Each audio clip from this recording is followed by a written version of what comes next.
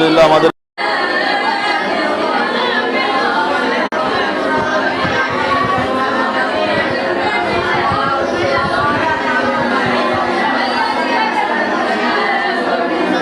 ধনিয়া যাত্রাবাড়ি ঢাকা দারুল উলুম মাহমুদিয়া মাদ্রাসার হিফজ বিভাগের মাগরিবের পরের ক্লাসের চিত্র এটা। আপনারা সকলে দোয়া করবেন আল্লাহ তাআলা যেন মাদ্রাসাকে কবুল করেন, আল্লাহ তাআলা মাদ্রাসা কবুল করেন। সকলে দোয়া করবেন খাস করে।